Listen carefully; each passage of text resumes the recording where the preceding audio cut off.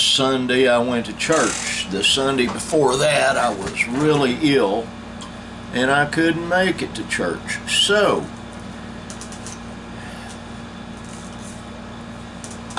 Sister Fry, the pastor's wife, made sure I got my Father's Day gifts, which was a little bag that had candy and something else in it, a big blue bag that had popcorn,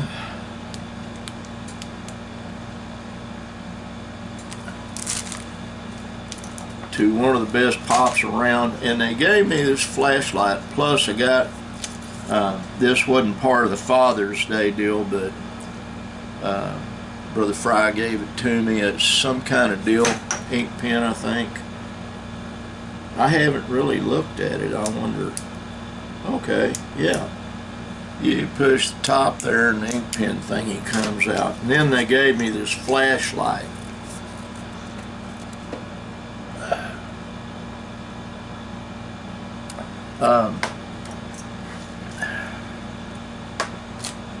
I love my church family. They're the best in the world, all of them.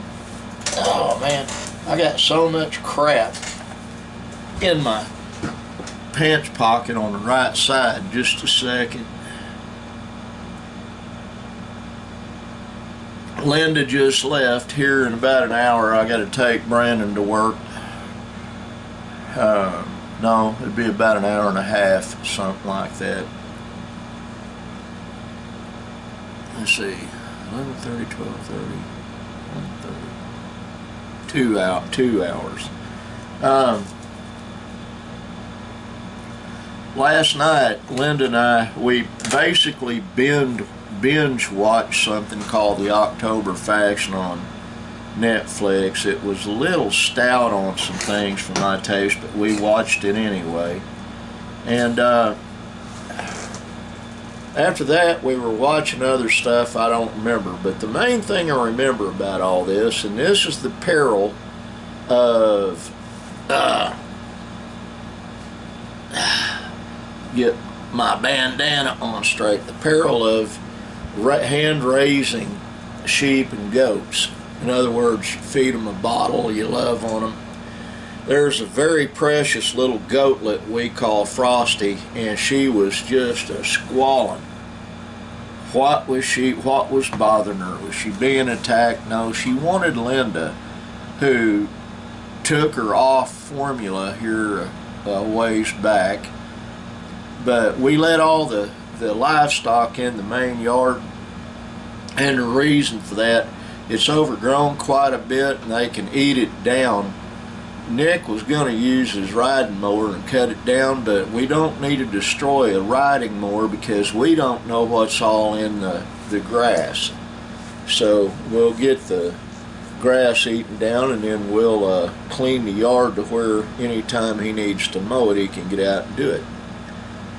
But Frosty, the reason she named her Frosty was because when she was born, her mother rejected her, new mother, and there was ice on the ground, and she was breathing steam out of her mouth and nostrils because it was so cold. And she actually brought that was the second of two animals. The first was a sheep named Chloe that she brought into the house to keep them warm while she got Chloe, who is really large now, I guess really large. But it was a matter of the sheep and the goat surviving. But Frosty wanted my sweetheart, and she can't have her. She's my sweetheart, who left just a few minutes ago. She came out to the office and loved on me a little bit, and I loved on her a little bit. She sat while I was watching deer meat for dinner. A friend of mine, Rob Arrington, an actual friend, had a massive stroke to the point he sounds like he's deaf trying to talk now. His speech isn't quite there, but it's getting there. He's a very devout Christian man with a wife and a beautiful wife and two beautiful daughters. He lost his ranch in Florida that he did a lot of filming on, but he got him another ranch in Mississippi. He had bought the one in Mississippi prior to this, and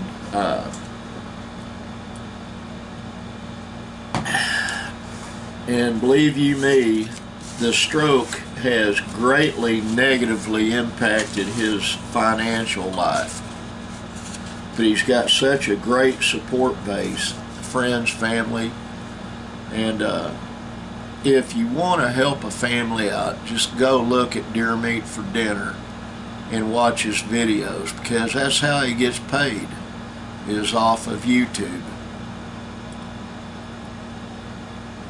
Oh man.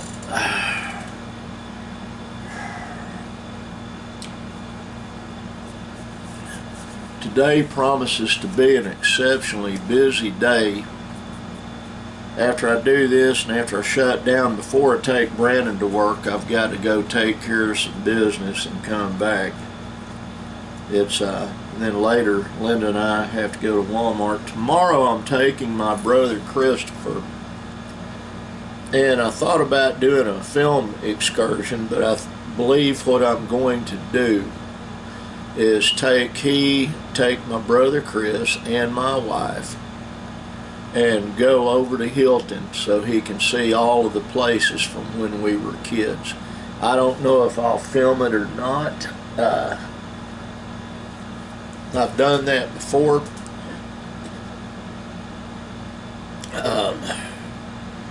My grandfather's house has been butchered. Family lives there that they took out the storm shelter, which is stupid in Oklahoma. It was a really good storm shelter, and it was concrete. It wasn't one of the old root cellars. Probably the only thing they should have done is put a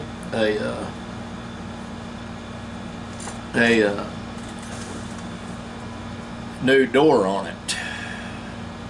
And Papa Virgil, when he built that storm shelter, he also had a tool shed sitting right on top of it. And we used to sit out in the backyard, and he had two gliding swings, one in the backyard and one, well, no, he didn't. It was just these old chairs, you'd sit on them, there'd be two or three in a row, and it'd do that. They weren't rocking chairs, they just bounced due to the way they were made. But he and I'd sit out there and he'd tell me stories from the Bible, and he'd take a Red Ryder, I think it was called, BB gun, and shoot blue jays to keep them away from the other birds, because blue jays steal eggs and steal babies. Had a great big old oak tree right there, and they took it out.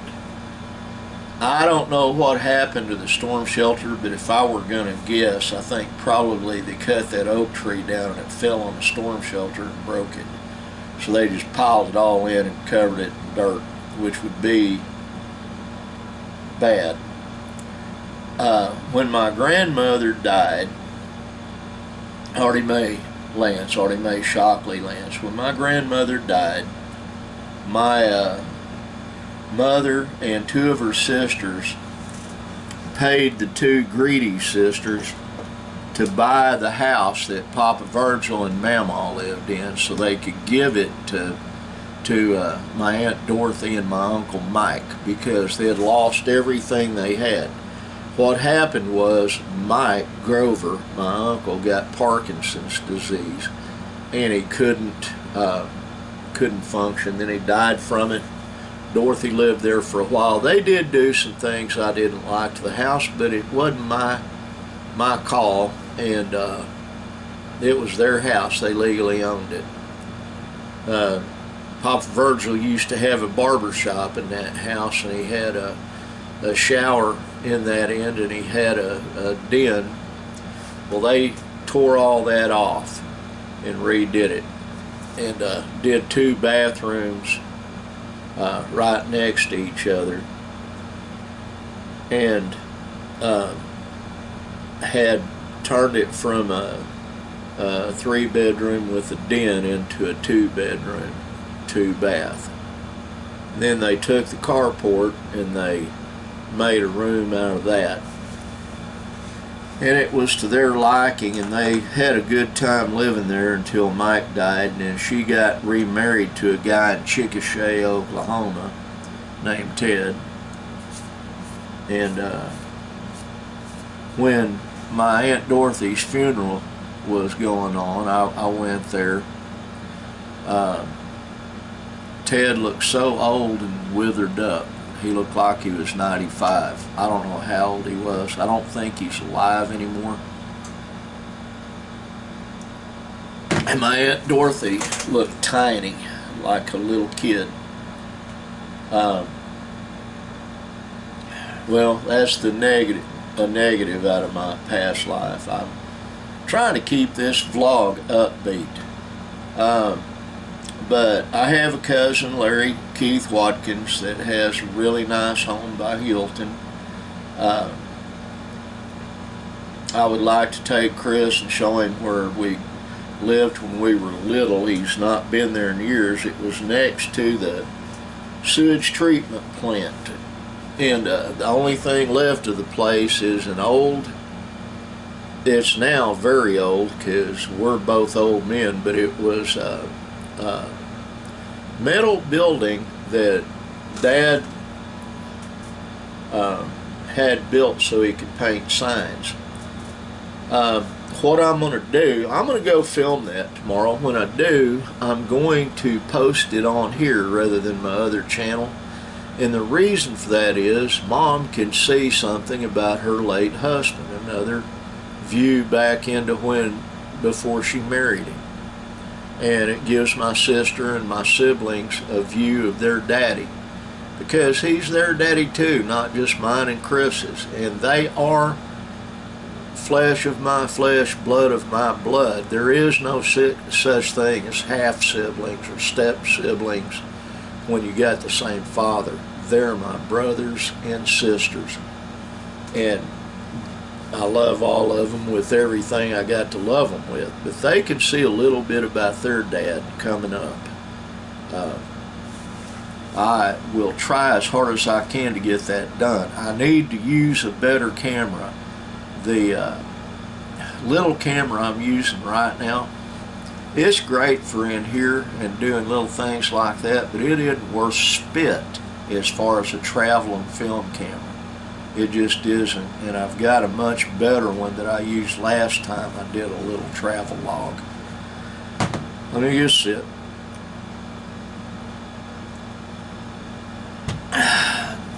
Dad, my earthly father was Indian. There's no getting away from that. I'm Indian, my siblings are Indian.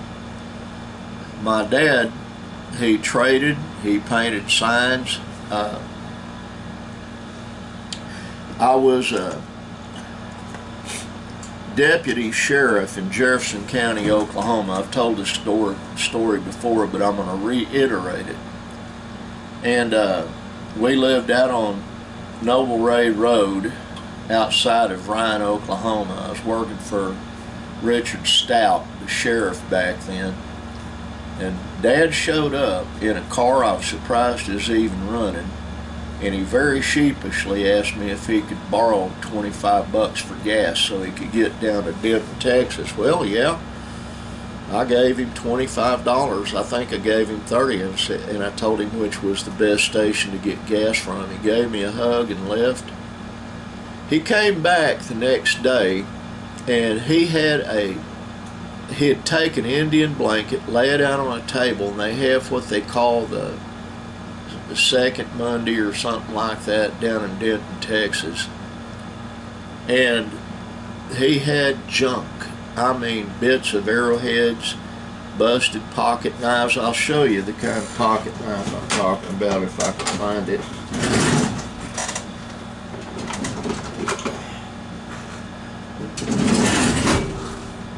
Totally eaten up. I'm thinking about redoing it. If you look at the handle there, it's tore up. I'm thinking about redoing this thing and sending it to my sister just so she has another item. But anyway, things like that.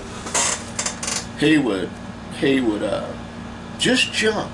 I mean, bits and little bits of nothing. I can't emphasize how much it was little bits of nothing. He did not have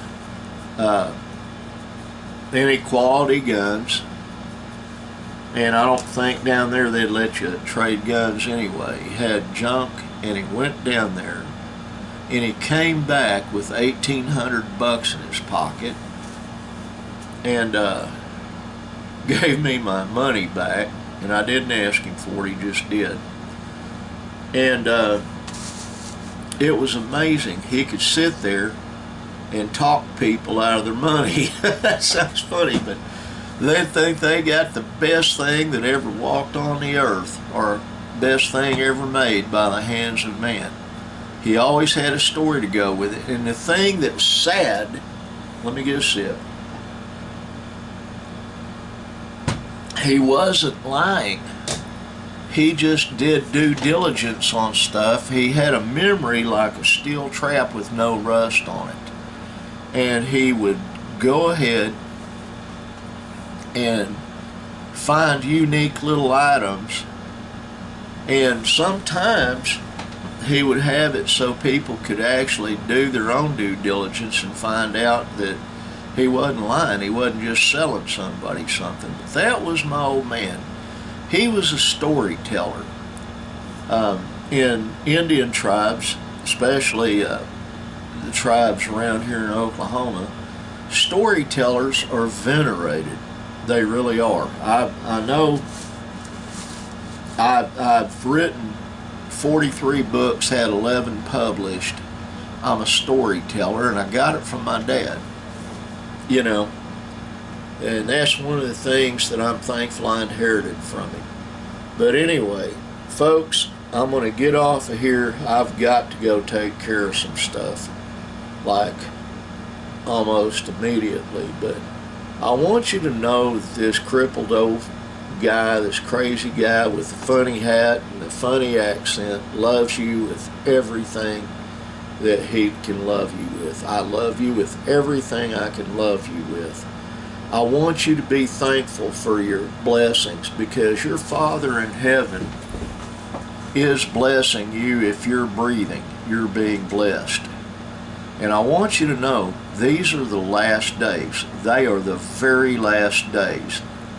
I don't know what all's going to happen. The Bible tells us some of it, but I don't know all of it. I know some of it. And some scary times are on the way. Really scary times. So what you need to do is be thankful to your Father in heaven, and you need to always be kind. Be as kind as you can be to anybody and everybody, anything and everything. Love you, God bless you, and bye.